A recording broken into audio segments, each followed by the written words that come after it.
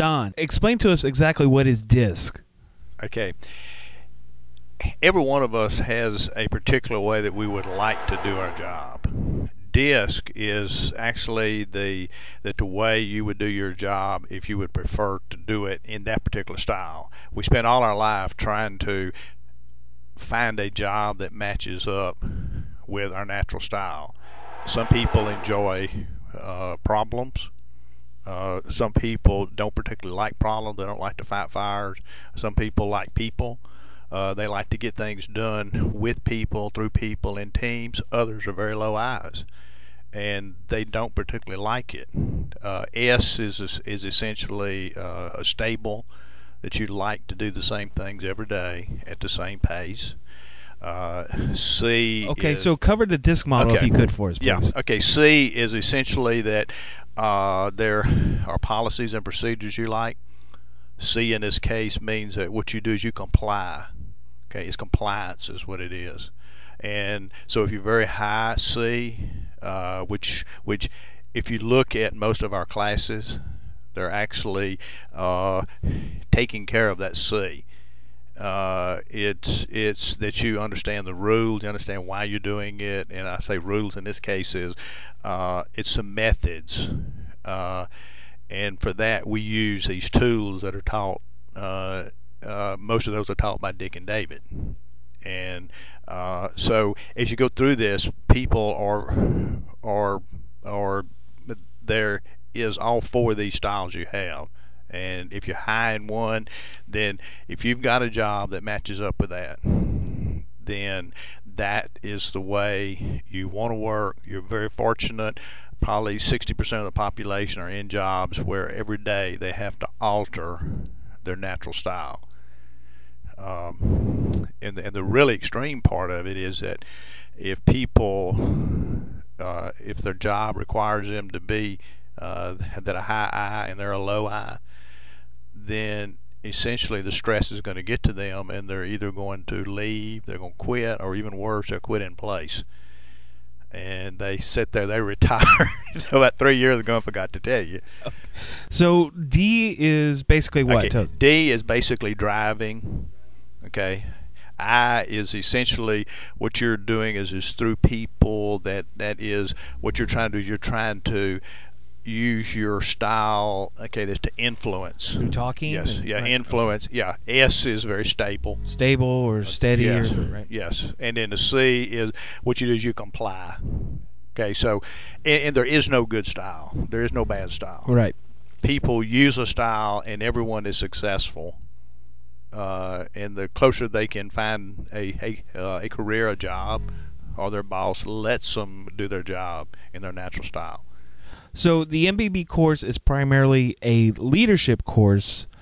How does DISC apply to that curriculum? What we do first is that, when there is the assessment, then all the Master Black Belts will go through that.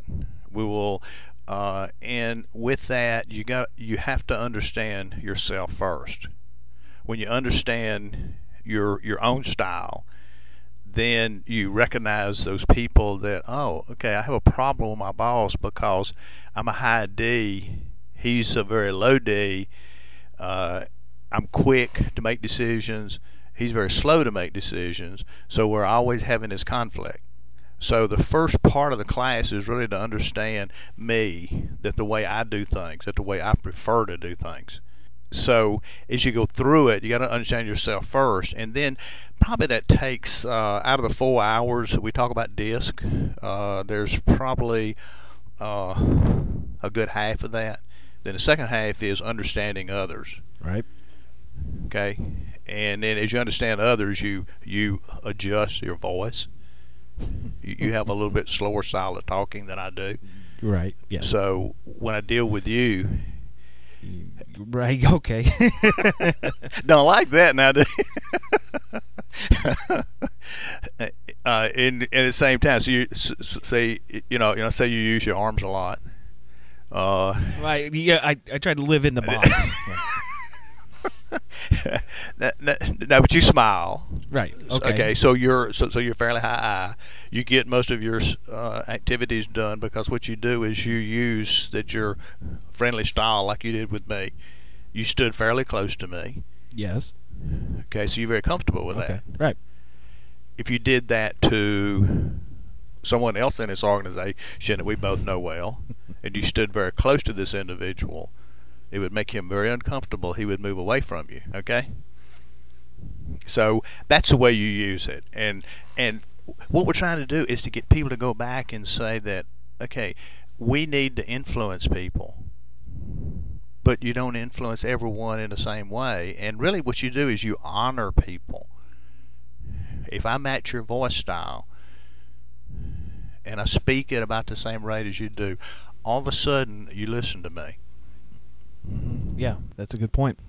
Okay, does that make sense? I haven't heard where you honor somebody's style like that. Yeah, and it's really what I like, because you can use it, in ways that are not so good. You can really frustrate somebody with that, right?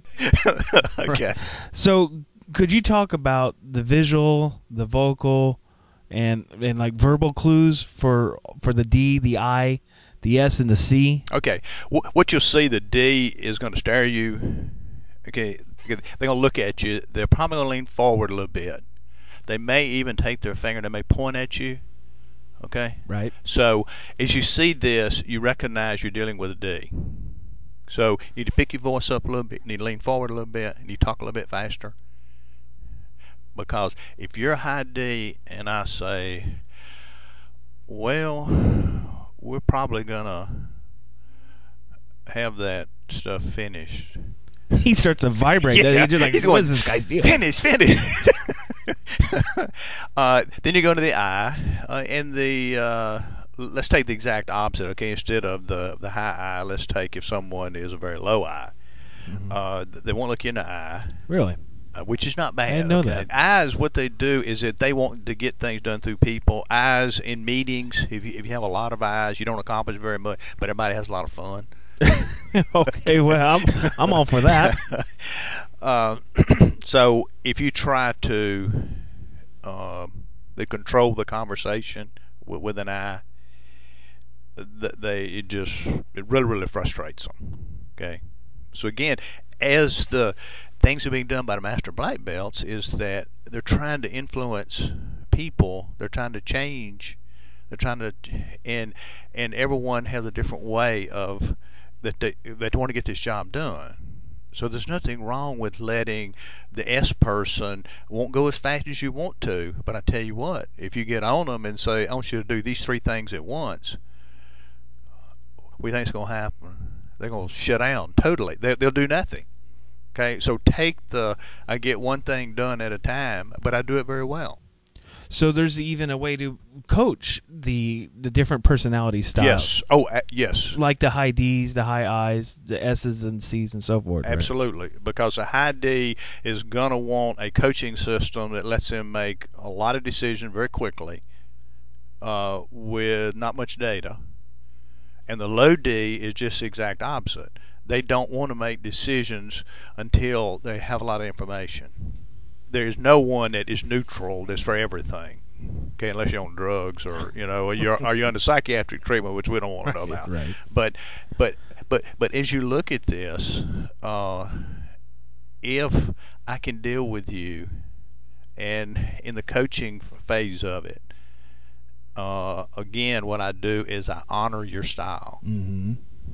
And I go at the rate you would like, because if you look at all of these, they're essentially a rate. And remember, D and I are people. I'm sorry, excuse me. D and C and C are things. They like to work with things. Okay. And I's and S's. I's and S's like to work with people. S's want to belong to a team. Okay. Okay. They want to fit in. Right. And this is the cool part about it. 45% of the population are S's. Really? I didn't know that. Yes, very, very high. So if you start out dealing with anyone you meet for the first time with the assumption they're an S, you got a 50-50 chance that you're going to hit. Somebody's going to be there.